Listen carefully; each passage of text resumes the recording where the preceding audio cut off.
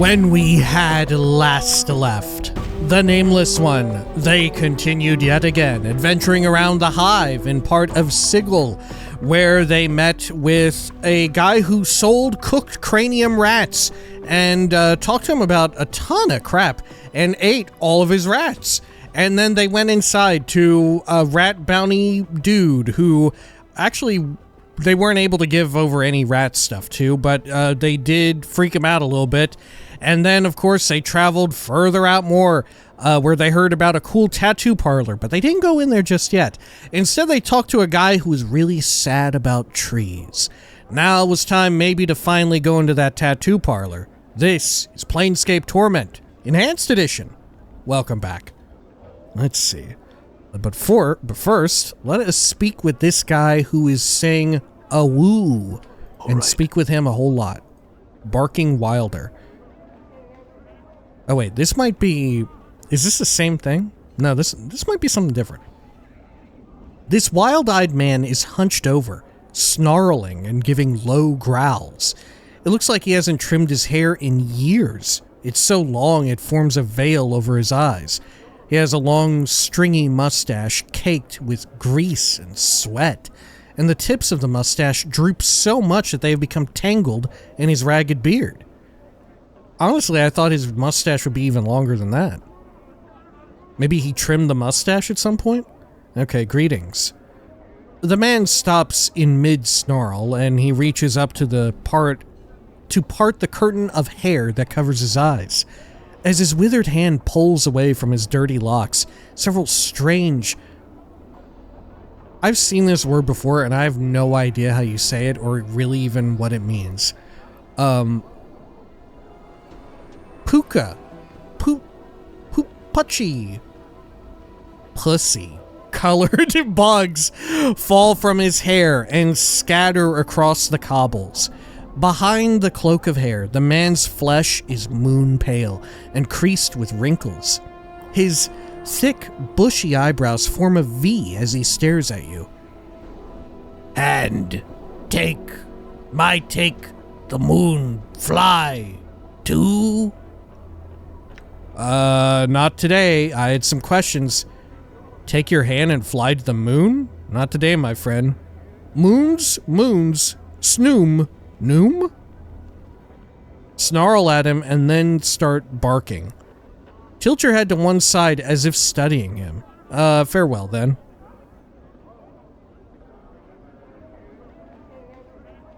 This is nonsense. I'm going to respond with nonsense. I'm going to say, moon, moons, snoom, noom. The man frowns, but his eyebrows tilt upwards in a reverse V, creating a bizarre expression. You have no idea how he accomplished the facial expression, but it makes you uncomfortable watching the muscles beneath his face shift into the new pattern. You can't tell whether he's angry, curious, both, or neither. Singed kiss speak a man. Answers. Prefer a wood woman heart. Not today. I had some questions. Huh? A single kiss speaks a woman's heart, but a man's answer is what you would prefer? Very well, but know this. My answer is a question, and an answer from you is what I would prefer. Farewell, then. Okay, I'll go with the wordy one. The man seems mesmerized by your voice.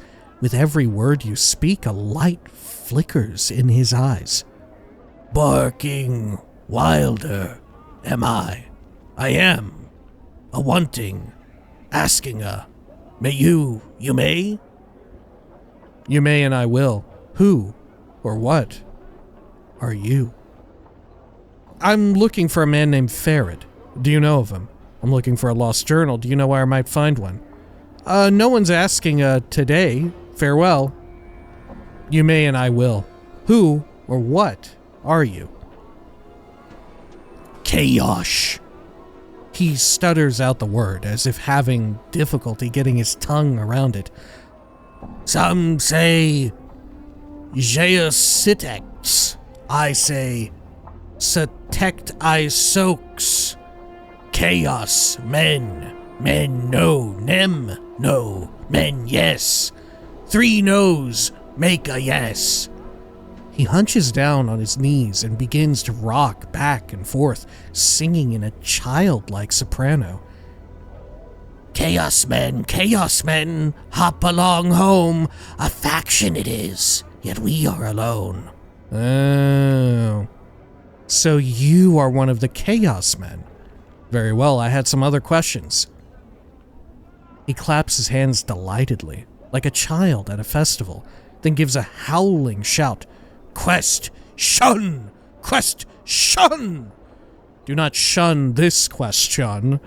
Are you one of the Chaos Men? May I join the Chaos Men? I'm looking for a man named Ferret. Do you know of him? I'm looking for a lost journal. Do you know where I might find one? Do not shun this question. Are you one of the Chaos Men? Okay, he says the same thing. Okay. Some other questions. Do I want to join the Chaos Men? I don't think so. I think they seem too chaotic. If this is how Chaos Men are, this is too wild. I'm looking for a lost journal. Do you know where I might find one? Whoa, he does. Oh my god. I haven't been asking about the journal and Faraday on everyone lately because I figured they would just all say the same ass thing. You know, give me the same loop around. But finally, I did it. And this guy happens to know enough to give me 1k XP. He frowns, squints his eyes shut, then opens them back up. When he speaks again, his voice is level and straightforward. It's like a different, saner person is speaking. The effect is eerie. More than one lost, more than one must you find. Each part of you had one, so more than one must you find. He blinks and shakes his head for a moment, as if surprised at himself, and chuckles uneasily. Huh. I lost more than one journal. Okay. Yeah, in different past lives, I had different journals that were lost. Alta Farad? I doubt it. But maybe. Can you tell me where at least one of them is? Updated my journal. He looks like he is about to object, then suddenly his left fist comes up and smacks him in the temple. He howls in response, then suddenly stops, blinking. Is this in his, yeah, this is his normal, or his eerie, monotonous voice. One is in a cupboard in your guest room in the hall of the Sensates, and another is on the walls of a tomb, sealed deep beneath the city, where the stones weep. The others are... Before he can finish, his right fist comes up and smashes him in the face, causing him to yowl again. He blinks and shakes his head for a moment, as if surprised at himself, and smiles uneasily. Hall of Sensates, where's that? Tomb beneath the city, where? There's always something beneath the city, huh? If there's a city, even here, beyond the prime material, even here in Sigil, as they call it, there's something beneath the fucking city. If it's a role-playing game and there's a city, if it's a fantasy role-playing game and there's a city, there's something beneath that city. Alright. Tomb beneath the city, where? Where are these other journals? I had some other questions. Farewell then. Hall of the Sensates? Where's that? Barking Wilder holds up his hands. He doesn't seem to recall what he just said. You said one was in a sarcophagus beneath the city? Where? Barking Wilder looks frightened for a moment, then points upwards with a hopeful expression. Ah, there. He gulps. He doesn't seem to know, and for some reason, you believe him. Where are those other journals you mentioned? Barking Wilder shrugs, watching you warily. Other places, maybe? He gulps. I had some other questions. Okay, he's back to question. Okay, I'm looking for a man named Ferret. Do you know of him?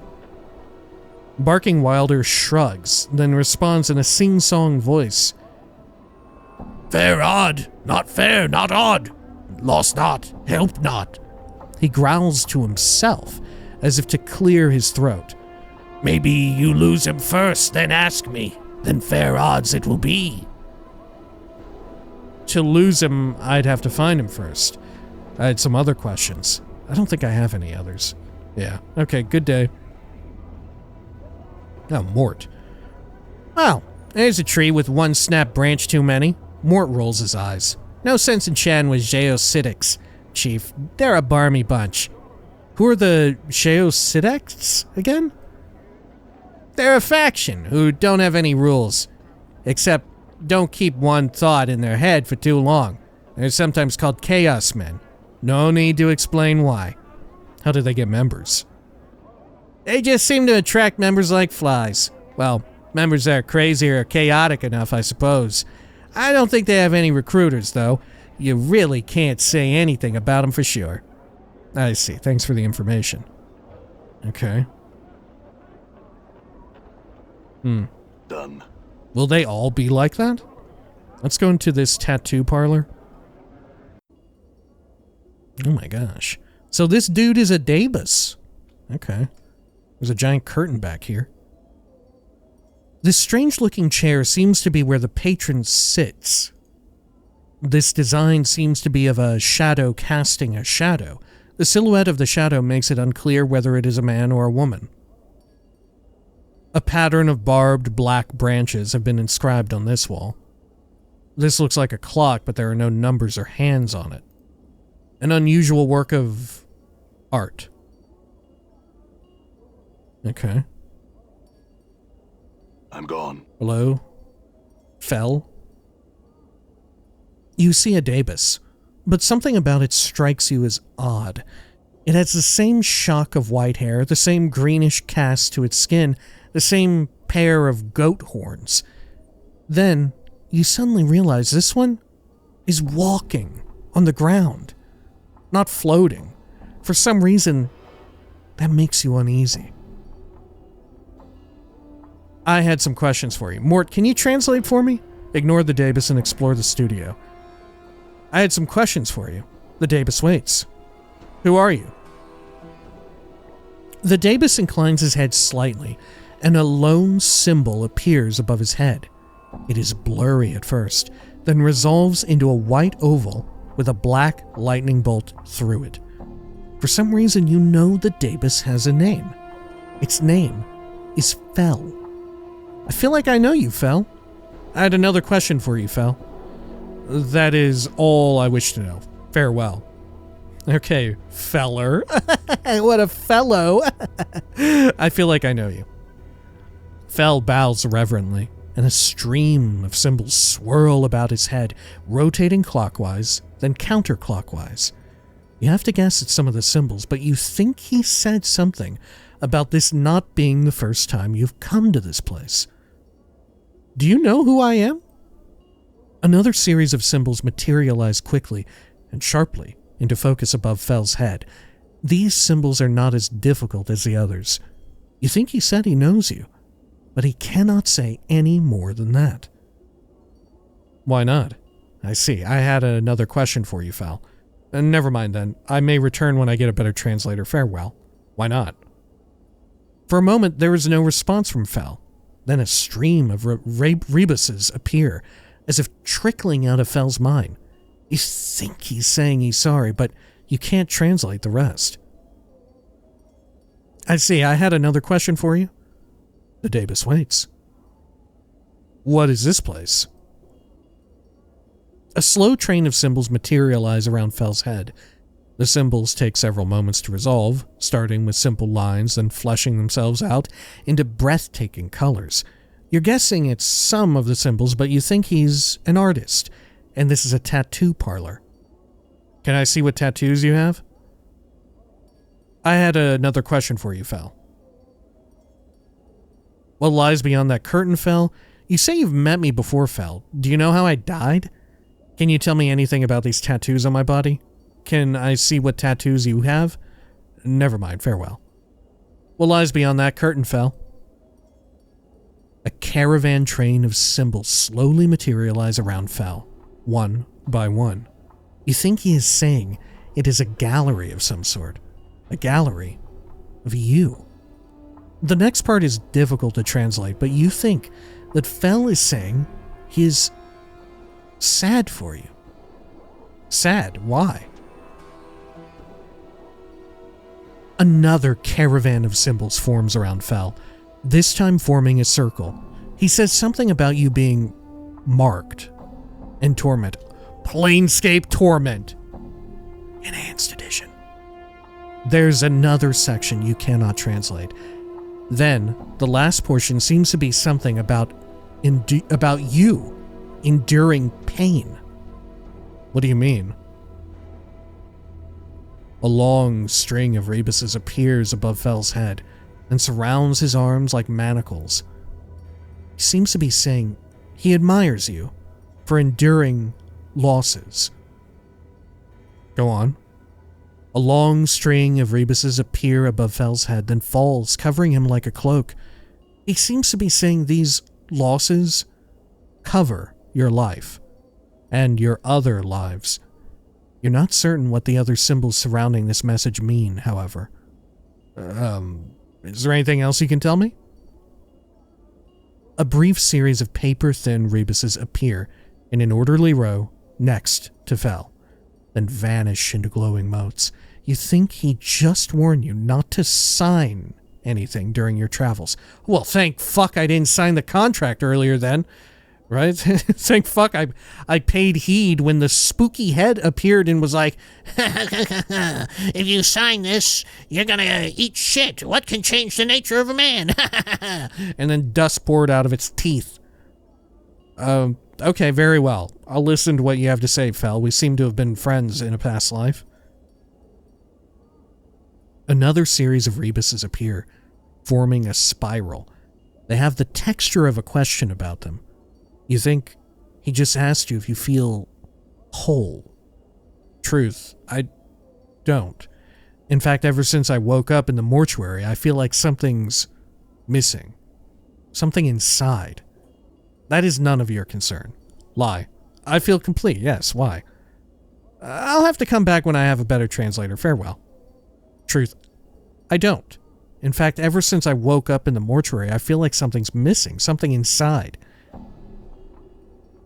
Fel nods, and a series of symbols materialize in a halo around him. You think he is telling you to be strong, to keep faith. I'll try. I had some other questions. The dabus waits. You say you've met me before, Fel. Do you know how I died? Fel does not respond for a moment, then slowly, menacingly, 3 symbols materialize above his head, each of them casting a long shadow. You think he's trying to say something about shadows. Shadows? The 3 symbols swirl about each other, each leaving a faint, black, misty trail about them. They take on a ragged edge, like teeth and talons, and multiply.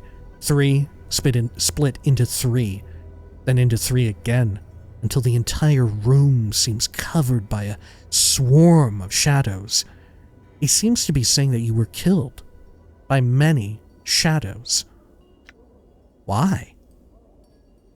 The shadowed symbols swirl into one, then dissolve, to be replaced with a simple symbol. Fel doesn't seem to know why. I see. I had some other questions. Can you tell me anything about these tattoos on my body? Fel studies your body for a moment, walking around you. He mirrors each symbol as he examines it, then returns to face you. From what you can make of his floating symbols, he's saying the tattoos are not his. Huh. I'll keep that in mind. I had some other questions. The dabus waits. Can I see what tattoos you have? Oh. Okay. Razor Angel Inc. Well, we have met them before. Razor Angel Inc. invokes protection from evil. Is this like constant effect? Oh no, wait, this tattoo has a limited number of uses. Whoa, okay. Not usable if you're evil. This tattoo is a reminder of the aid you gave to the Razor Angels in the Alley of Dangerous Angles. Oh, angels and angles. It only just occurred to me. You strike against the evil in the heart of the alley. Your strike against the evil in the heart of the alley now grants you some protection against those with spite in their hearts. Tattoo of the Skull. Special temporary. +1 to save versus paralyzation, +1 to luck. Special equipped. +1 to charisma, -1 to wisdom. Weight 0, usable only by Nameless One. Are there other people that can use tattoos? For all of Mort's faults, having him as a companion makes you seem capable, and not so much of a stranger to Sigel's streets. This tattoo reinforces that bond, giving you +1 to charisma, and, when invoked, it also lends you some of Mort's luck, and his ability to shrug off anything that would otherwise cause him to stop talking, such as paralyzation or stunning. Unfortunately, it also gives the user a penalty for their wisdom, which is not hard to understand considering how little Mort has to spare. This tattoo can only call upon its luck ability a limited number of times. When the tattoo's power is exhausted, however, the charisma bonus will remain. Useful, but given how valuable wisdom seems to be in this game, I don't know if I want anything that reduces it. Tattoo of Accuracy. Oh, +1 Thaco. Okay, so +1 Thaco in here is good. Forgot how it worked in Baldur's Gate 1 and 2. This tattoo has 2 concentric rings with lines radiating from the center. When inscribed on the skin, the wearer's perceptions of distance and balance become heightened, giving their attacks greater accuracy. Tattoo of Bloodletting. Special +1 damage to all attacks. This tattoo has a barbed whip inscribed on it. When the wearer strikes an opponent in combat, the tattoo flares and the whip takes an extra bite out of the opponent. Tattoo of Might. +1 to strength. This tattoo adds a slight bonus to the user's strength, making his physical attacks more damaging and allowing him to carry more weight. +1 to strength, yeah. Greater Might. 2 to strength. Okay. Insight. +1 to int. This tattoo adds a slight bonus to the user's intelligence, allowing him a greater chance of gaining memories and aiding his mage skills. And revelation, 2 to int. Of the Spirit, +1 to wisdom, allowing him a greater chance of gaining memories and giving him a greater percentage of XP earned. Of the Soul, greater percentage of XP. Of Action, dexterity. This tattoo gives the wearer's reflexes an additional edge, more difficult to hit. Adding to his thief skills. Greater action. Of Health, Constitution. This tattoo gives a minor gain to the wearer's endurance and pain threshold, making him more difficult to down in combat. And Greater Health, the +2 version. Presence, Charisma. This tattoo gives the wearer an edge when interacting with others, giving them a higher presence and leadership ability. Makes the wearer more impressive and commanding. Enduring? Oh, +3 to base HP.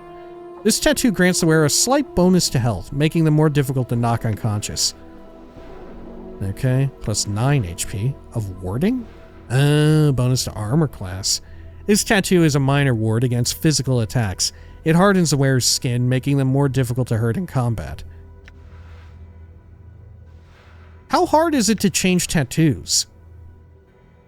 Do I have to go to the parlor every time?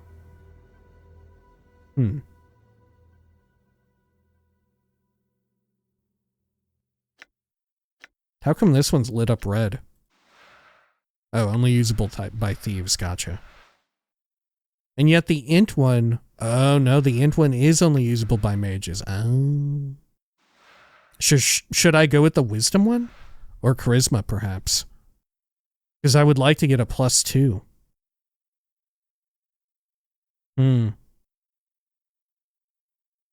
Which should I go for? Maybe I'll go for the charisma one. Oh, I can't buy it. Why the hell not? Oh, is it because my inventory's full? Okay, yeah, probably. Yeah. Okay.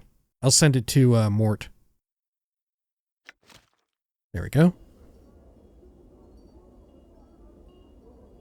Okay, well, let's move these bits of vendor trash over. At least I assume that's what they are.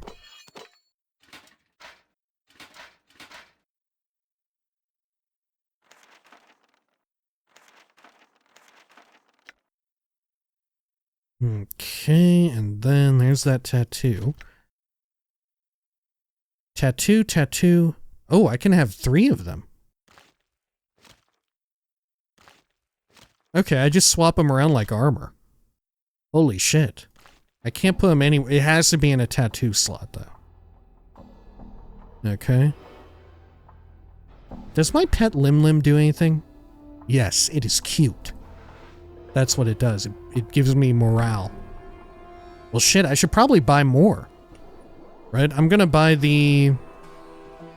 Fuck it, I have so much money, I'm gonna buy the... Oh, shit, actually, I don't have that much money, do I? These things are really expensive, as it turns out. Okay, I'm gonna buy the wisdom one, too. Okay. Can I see what you have? Let's see. Of the soul, yeah. Because this will give me an XP bonus as well. Good. Okay. Lovely. So now what's my shit up to? 20 wisdom, 11 charisma. So now my int and wisdom, or int and charisma are neck and neck. Great. Okay. Done. So can I look back here at this gallery of me? You didn't say I couldn't go back here. This tattoo is of a night black steed with dead white eyes and spines bristling from its shoulder blades. This picture shows a blackened sphere with trails of black mist floating away from it. This design shows a series of black rivers whose courses divide, cross each other, then flow together. This design is a hollow beast with a tiny demon in its head. Uh-oh. Is there a demon in my head? Maybe there's a demon in Mort. Human skin has been stretched across these wooden frames. The skins are covered with tattoos. Is this my skin? I've like grown it back? Maybe this is my skin. My god. It's looking like an episode of Doctor Who back here. Yeah, this is all... Oh my god, this is me. Is this me? Okay. Well, sure. A burning skull has been inscribed on this wall. 2 symbols of duality flank it. This design seems to be of a shadow casting a shadow. Oh, we saw that one. Okay. Cool. Well, I'm gonna need a lot more money. I'm gone. Let's see, what's around here? Angry hive dweller, a collector. Alright, July. Amerisi. Amerisi? Or Amaris? Maybe that's it, Amaris. There's a drunk here as well. Hello, Amaris. You see a young woman dressed in a tight leather bodice and leggings. She smells faintly of cheap perfume, and her face, though pretty, is painted with garish makeup. She smiles coyly as she sees you. Seeking some company, love? No, but I had some questions. Sorry, love. I don't stand here to answer the questions of passers-by. Sure you wouldn't like a little company, No, farewell. About the drunk here? This man sways unsteadily back and forth, catches his balance for a moment, then manages a sickly, twisted smile at something just past your right ear. Greetings? He nods slowly, then manages a phlegm-filled gurgle, and a small green-colored trail of drool begins to drip from the side of his mouth, running down into his scruffy, dirt-caked beard. He looks like he's barely able to stand up, much less carry on a conversation. Never mind, farewell. Okay, what's this? The vines on this building have withered from the heat emanating from the walls. Oh shit, these thugs are pissed. Okay. What's up? You poxy bastard. Die. Wow, got one shot. Alley-bred dog. Your sheer ugliness stabs pain into my eyes. Maybe I should be killing all these dudes left and right to get their vendor trash. I don't know, it'll be a while until I sell like that many copper rings and shit. Damn it. Need to get like 100 plus of them, wouldn't I? All right. That said, every little bit helps. Okay. Gotta move this over to Mort.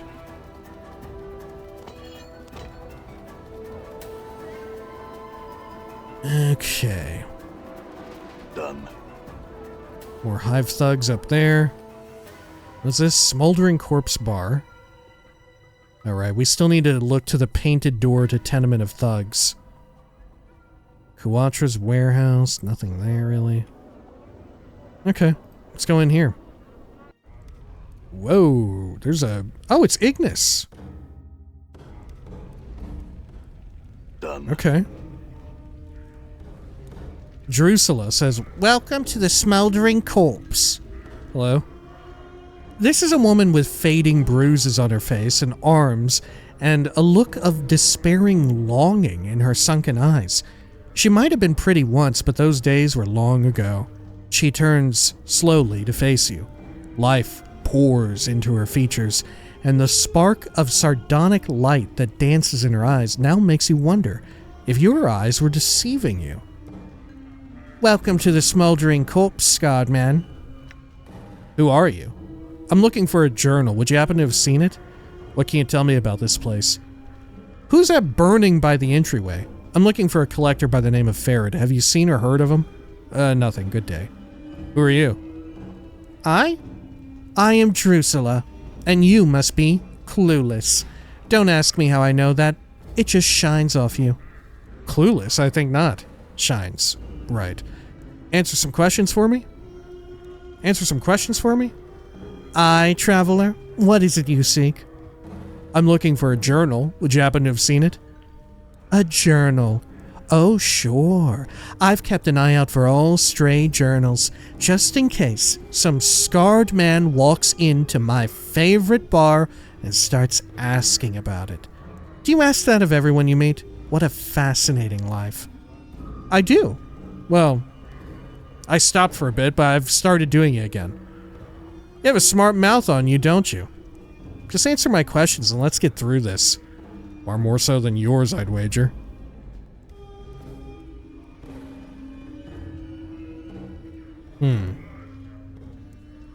"Just answer my questions and let's get through this." "Aye, traveler, what is it you seek?" "Okay, I thought that would give me a little something else. What can you tell me about this place?" "Here, this is the Smoldering Corpse. Though the person smoldering ain't dead yet, he's just keeping himself alive till someone comes along to help him out. Sods who'd like to see people in pain come here. Fiends like it. Folks who don't much care for being bothered come here too. The name alone keeps out most of the Burks." "Who is he anyway?" Updated my journal. That despair you saw in her face before flits across it, again like a black-winged shadow before she masters herself. "That's Ignis, one of the greatest wizards ever to come out of this slummy excuse for a cesspool." They caught him, and they opened a channel to the plane of fire through him, and now he's just a doorway for it, keeping himself alive by force of will alone. If someone could douse him for a few moments, it'd give him his life back again. But they don't make enough water to do that. Someone should be able to find something. Yeah, well. Can you answer some more questions for me? What's your connection to him? That's too bad, farewell. What's your connection to him? Her voice practically throbs with a deep ache. I was Ignis's lover, and he, my beloved.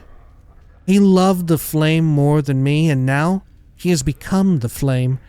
And because I love him, I love the flame. But that's all done with now. Now I can't wait for him to douse himself. I sell what little I have just so I can hear him. Okay, very well. Answer some other questions. I'm looking for a collector by the name of Farad. Have you seen or heard him? Heard of him? Farad? She snickers. The Collector King? You can probably find him and his stinking ilk in the trash warrens on the far side of the hive. Good luck getting any answers from him. He's a sly devil, he is. Okay, how about some other questions?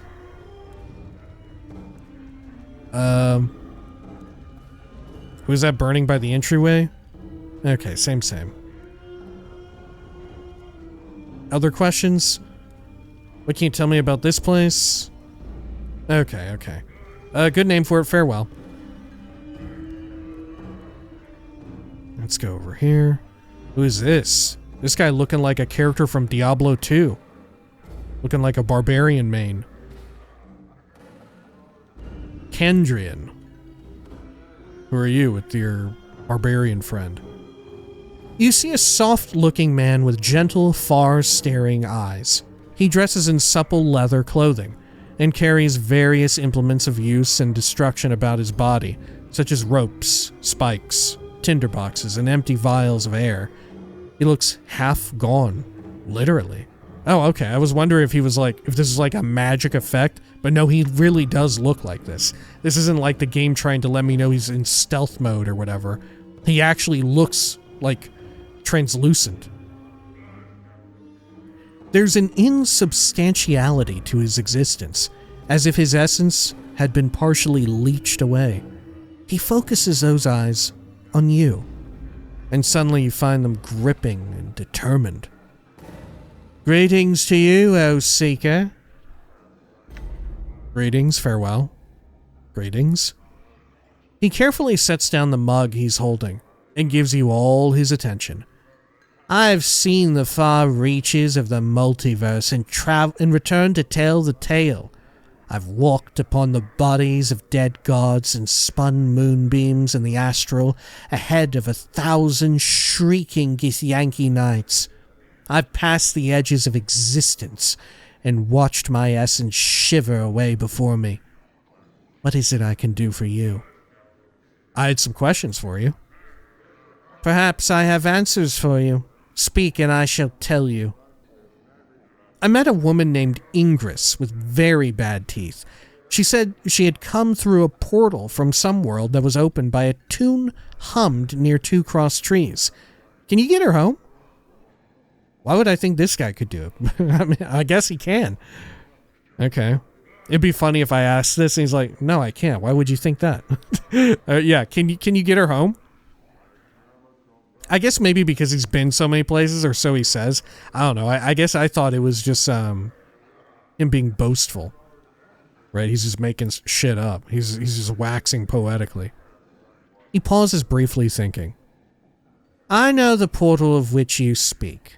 Though I have not traveled it these 30 years gone. I will take her home, Seeker. Go tell her to await my arrival. Then meet me back here, and I will tell you if I was successful or not. Well, thanks. I had some other questions. Updated my journal. Who are you? I'm Candrian Illborn, traveler, dreamer, tale spinner, and so forth. You are a traveler. Tell me of the plains. I'm tired, Seeker. So tired. I'm fresh back from negation. I will answer what I can for you, but I cannot promise that you will find satisfaction in the answers I give. What would you know? Would you hear of the outer planes, the prime material, or the inner planes? Let's start from the top. What's the difference? Holy shit. Okay.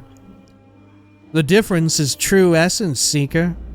The inner planes are matter, substance, true physicality. They are the building blocks of the multiverse, for it is them that all belief in the elements springs. The inner planes filter through the ethereal plane, the plane of potential, some say, which forms the elements into the worlds of mortals. Once past the ethereal plane, one reaches the prime material, where exist all manner of mortals and monsters and myths and machines. It is there that belief is born, and there that the spirits that create the outer planes are born. When mortals die, they pass through the astral plane, a no place that is thought and mental energy itself. It is in all things and in none. It is a paradox, among other things, and it filters spirits into the great ring. Do you comprehend so far? Yes, go on. I'm not sure. Forget this line of questioning. I had other questions. Let's get on into this later. Farewell. If I say I'm not sure, will he extrapolate even more? I'm not sure. The inner planes are substance. They create matter. They lead the prime material plane, which is life and death and the birth of thought. The prime material leads to the outer planes, which are belief made solid, where thoughts are given form. Is that easier for you? I still don't understand. The inner planes are substance. They create matter. They lead to the prime material, which is life and death, and the birth of thought. The prime leads to the outer planes, which are belief made solid, where thoughts are given form. Belief made solid. Thoughts are given form. Okay.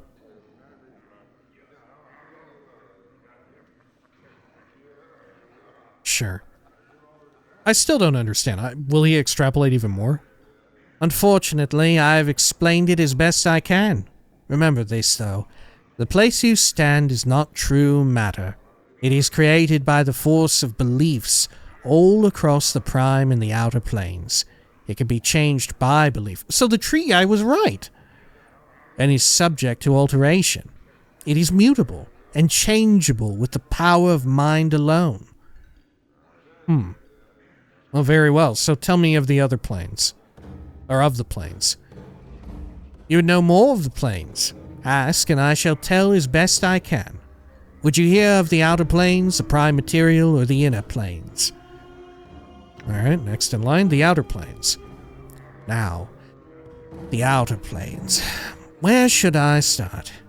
Do you know the cardinal rules of the planes on which all others are based? Do you know about the composition of the outer planes? Do you know of the great ring and its divisions in our hearts? Do you know of the individual planes? Each of these leads to the next, and so it is best to start from the beginning. Okay.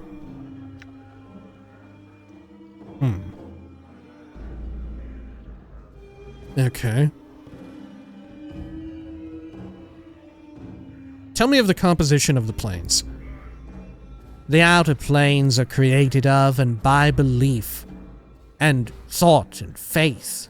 They take their imagined form from the prime material plane, shaped into forms that stagger the imagination, built by the accumulation of belief. Belief creates the planes, Belief is power here. Change belief, and you can change the nature of reality. The creatures that are born here, the plane born, like the fiends and celestials, are truly born of the thoughts and concepts of mortals. They each express some sort of ideal, and the more powerful the ideal, the more powerful the being. Thus, the being that symbolizes love is one of the strongest of all. Go on. That's why the powers, gods, some call them, live out here. This is where all the faith in them comes. This is where they are at their most pure and most strong. Their realms are extensions of their very beings, manifestations of their godly essence, and all of it informed by belief. So the composition of the planes is belief? Tell me of the Great Ring now. Among the loose unity of plane walkers, we conceive of the infinite outer planes as a ring surrounding the plane of ultimate neutrality, the Outlands. The spire atop which Sigil sits is in the center of the Outlands. The further one travels away from the spire, the less neutral the plane grows, until it spills into the neighboring planes. Each of these planes impinges on the Outlands, spinning themselves into law and chaos, good and evil. The Great Road marks a demarcation between the Outlands and the gate towns that spring up around the gates to these plains. Beyond the gate towns lie the hinterlands, uncharted territory that is lost to history. That loses thought. Danger lies in the hinterlands. Okay, go on. The outer planes differ by morality, not substance. For you, we'll divide the planes into 3 sets. The upper planes of good, the lower planes of evil, and the boundary planes of neutrality. These are then divided further by law and chaos, with the Outlands in the middle. Which of these interests you? Holy shit, okay. Can I start from the top? Upper planes. This is a lot. We're gonna be here forever. Of the upper planes, there are the neutral planes, the lawful planes, and the chaotic planes. What would you know? How about the lawful ones first? Candrian gives a small shudder. I'm not the best person to speak of the planes of law, he says, for the innate structure and ultimate patterns they impose frighten me. I steer clear of them because I value my individuality more than I value the knowledge they'll bring me. They include regimented Arcadia, nearest of the good planes to the unbending order of Mechanus, and Mount Celestia, home of the Archons, an island in the Silver Sea. Okay. Tell me of the rest of the upper planes. How about the neutral ones? The neutral planes contain the Beastlands, a place of neutrality and goodness, with a slight tinge of chaos, where the animals rule in the eternal noon and night. They hold Bitopia, twin paradise of industry and labor, where all work toward the good of all, and Elysium, the sweetest plane of goodness and calm I have ever come across. Alas, right now, I'm not well enough to enjoy any of their restorative effects. What would you hear of me now? Okay. Speaking of Elysium, I think I'm slowly turning this guy into, Joyce Messier. Okay, tell me of the rest of the upper planes. Okay, how about the chaotic ones? These are where I feel at home. These are where I feel at home, though I steer clear of Isgard for the most part. The endless battles and tests of metal among the floating earthbergs of the plain don't do much for my disposition. Arborea, though, he sighs. The mountains are taller, the air clearer, the rivers purer, and the game larger than anywhere else. It is a true paradise. a place where passions run high and the wine never ceases to flow. When I have recovered enough of my wits and myself, when we have done with the outer planes, you should ask me of the inner, and I will describe my journey to you. I will return to Arboria's bowers and glades and lose myself for a time. Okay. How about the rest of the upper planes? I think we got them all. Tell me more about the planes of the Great Ring. Okay. So how about the lower planes? Like the upper planes, the lower planes are divided into lawful, chaotic, and neutral. Each of them varies in terms of horrors, and what those horrors do to a traveler's spirit, and all of them are best avoided. Which of them would you like to hear of?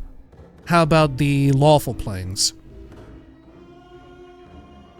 As much as I detest the order of the lawful upper planes, at least they present a modicum of goodness.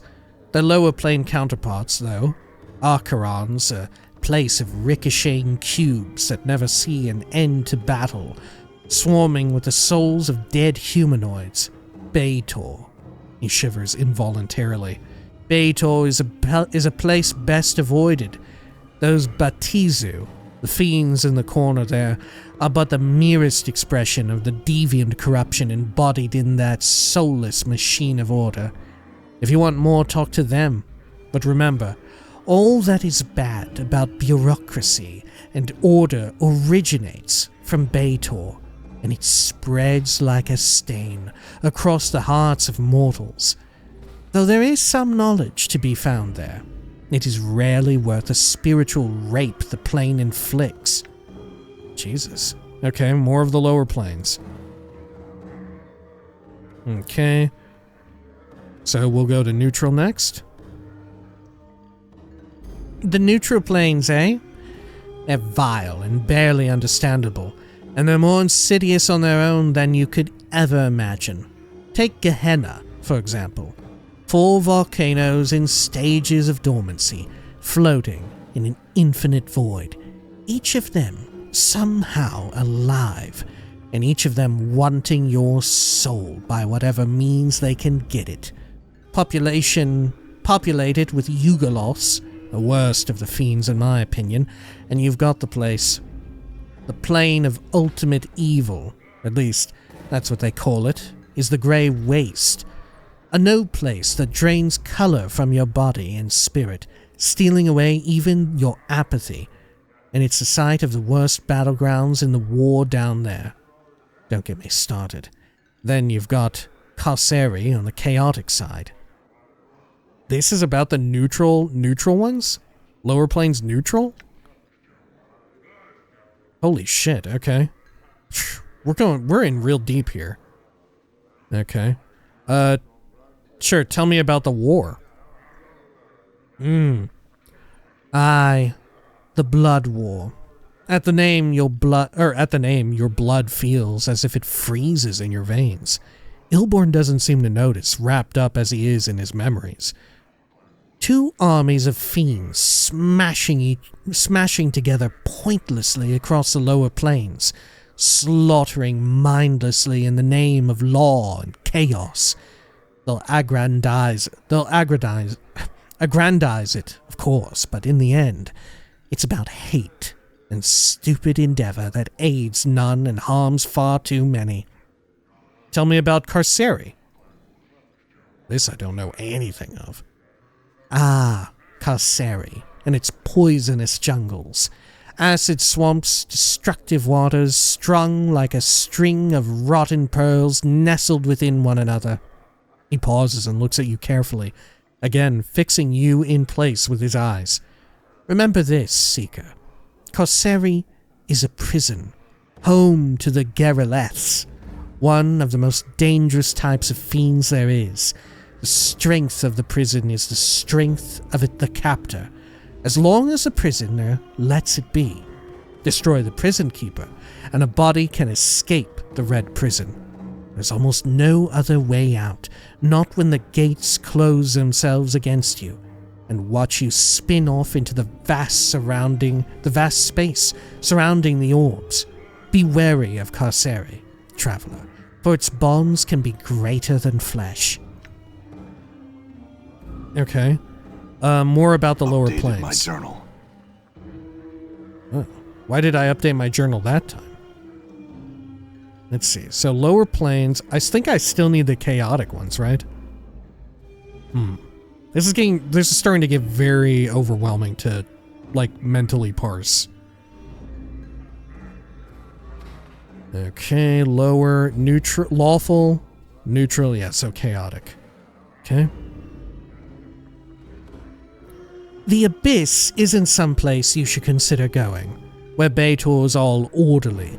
The Abyss is full of chaos and change, and none of it's pleasant. When it becomes something that approximates normality, that's when you should be most wary of it. It's home to the Tanari, which most primes call demons, and they've got that name for a reason. They're unpredictable and murderous, and the few you can trust are few and far between. The few I've met who I'd trust, I still don't trust entirely. They're creatures of chaos and evil incarnate, and if they're putting on a friendly face, who's to say it's not part of a larger agenda? Okay. How about more of the lower planes? I think I got them all now. Okay. Tell me more of the planes of the Great Ring. Okay, how about the boundary planes? There are two boundary planes in my mind. To my mind. And they are diametrically opposed. One of them, Mechanus, is the very essence of law, a place where beliefs fit together, interlocking, turning. So this isn't neutral, right? We're on the neutral ones right now, the boundary ones. I got mixed up a bit. Okay. And there's one there's no neutral. There's just, chaotic neutral, and there's lawful neutral. There's no, like, true neutral, as far as we know. Or I guess this is it, right? The Outlands are true neutral, right? Yeah. Okay. There are two boundary planes to my mind, and they are diametrically opposed. One of them, Mechanus, is the very essence of law, a place where beliefs fit together, interlocking, turning in a massive machine that is the entire plane. Some folks would have it that the gears of Mechanus are the engine that drives the planes. The other plane is Limbo, a swirling morass of chaos that follows no rules, none, and just when a body thinks he's classified its behavior, it goes and changes on him, or it doesn't. You just can't tell. I was in Limbo not too long ago. Okay. Tell me of your journey.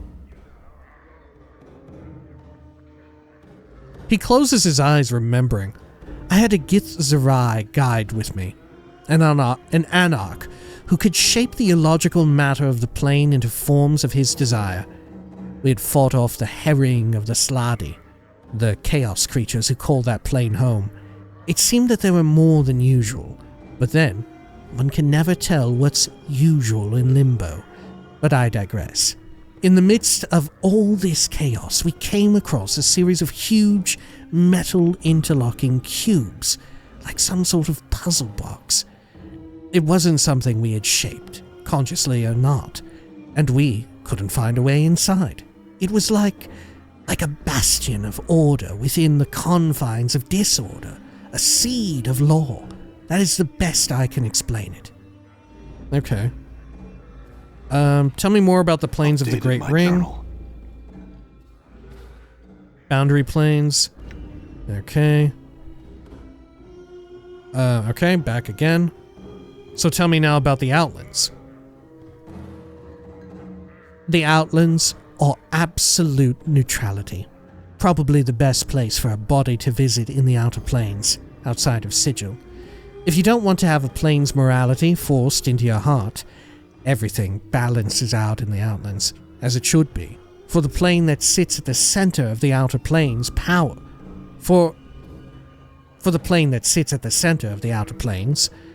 Powers' realms are scattered about here, and there are handfuls of gate towns that open into the rest of the outer planes. The gate towns usually mirror the philosophy of the plane that gates open onto, and if the balance of belief isn't kept in the town slips into the nearby plane. It's a bad situation for everyone, because few of the folks in the towns really want that change, but enough of the outlands. What more would you know? Okay. How about the Great Ring again? Did I get all of them? Okay, planes in general. So we did outer, let's go for inner. Okay. He sighs, as if this reminded him of his bone-deep weariness. Think of the inner planes as a globe. On the top pole, you have the positive material plane. On the bottom, you have the negative material plane. He pauses. Remind me to tell you of the negative. His eyes turn inward, to some private horror. His eyes turn inward to some private horror. From the interaction between the two springs all of the urge for existence and non-existence, death and life, actuality and nothing. From them spring the basic elemental planes, like fire, water, air, and earth.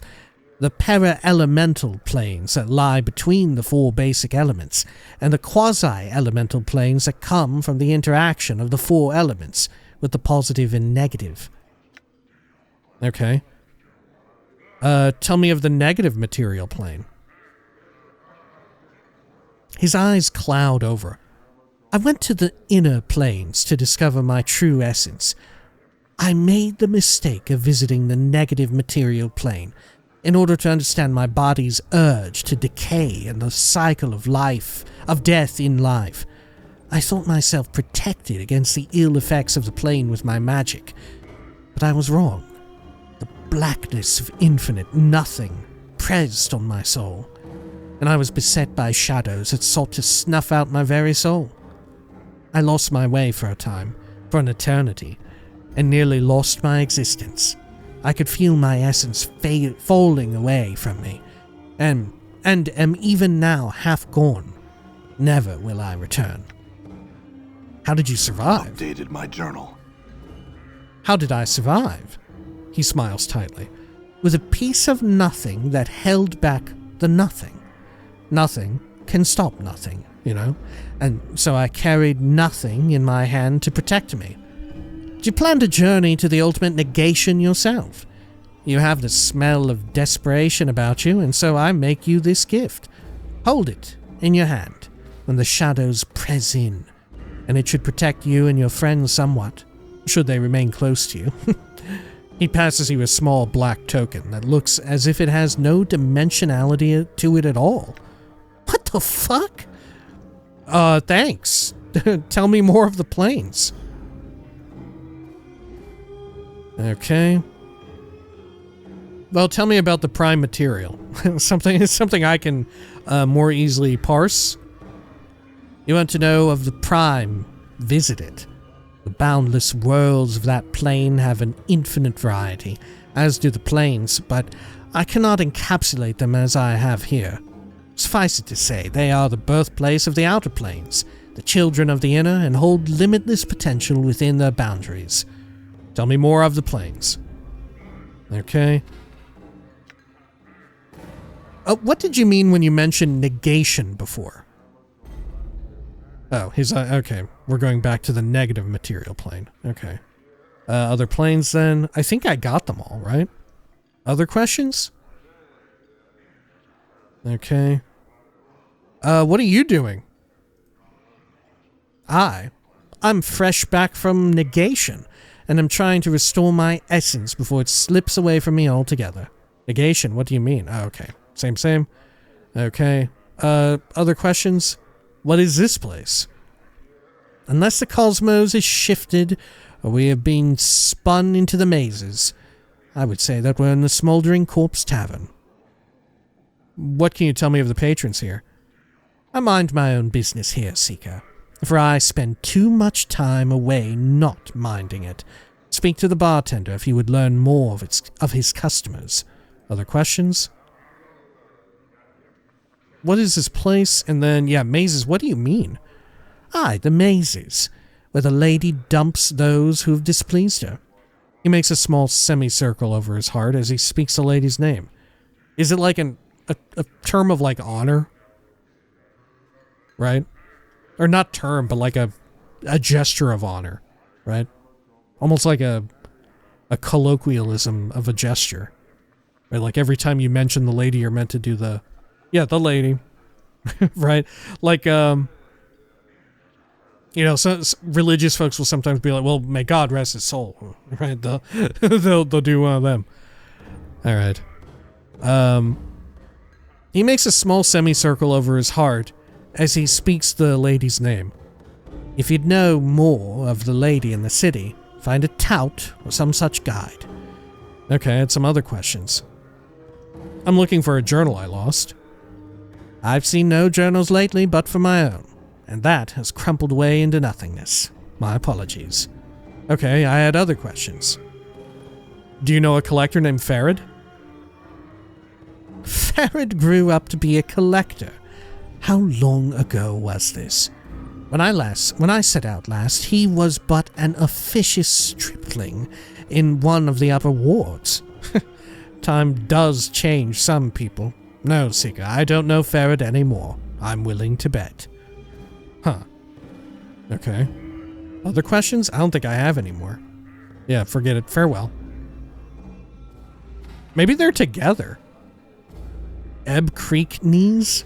I don't know. Maybe this is Candrian's Mort. Right? I don't fucking know. Is Candrian like some sort of legendary character of Dungeons and Dragons fame? Is this like the Planescape version of like an Elminster or a Dritz Duarden or shit like that? Okay. What all did I journal update while I was talking to that dude? Candrian told me of his trip into the negative material plane, a place where existence falls away into nothing. Candrian told me of a puzzle box in the heart of Limbo, something that seemed to be a seed of law in the churning sea of chaos. Candrian told me of the plane of Carceri, the great prison of the plains. He says that the only way to escape the prison is to be stronger than the prison keeper. He said that the bonds of the plane are greater than flesh. I spoke with Candrian about Ingress, and he said that he would guide her home. He told me to go tell her to await him, and then meet him back at the smoldering corpse. Okay. The fact that I wrote these in my journal, I feel like alludes to the fact that, am I going to encounter these things? Okay. I mean, certainly he gave me some nothing. Oh yeah, a negative token. Oh, I can actually hold on to it on my, like, ring. Okay. I'll do it. Negative token. Special. Ward against shadows. Special. Hold shadow creatures temporarily. Oh, great. I'm going to fight some shadow creatures, I guess. At some point or another. This is a negative token. A flat black disc that appears to have no substance to it at all. Turning it over reveals that it has no third dimension. There's no thickness to this item at all. It gives you some command over creatures of shadow. You can command them to stand still for a few precious seconds. The more powerful the shadow, the less likely it will obey your command. As an added benefit, as long as this token is carried by any of your party members, it acts as a ward against shadows. It will not prevent shadows from attacking your group, but the shadows will find it more difficult to harm you while the token is carried. Okay. Well, maybe I shouldn't be the one to hold it. Well, no. As I get more party members, then maybe. Okay. How mysterious. Man, that's tough to comprehend all of what was just said there. Right? We're giving Pillars of Eternity a run for its money with the sort of reality lowdown we're getting here. Alright, well. Good lord, I didn't expect to speak with just one dude for so damn long, but sometimes it works out that way. I suppose that'll do it for now. When next we return, we'll continue chatting around the rest of the bar. Right? We'll chat with everybody. There's someone here named Dakcon. Someone named O. Barkus. Man, a lot of people here just have names. Holy shit. Okay. Until next time, please take care of each other.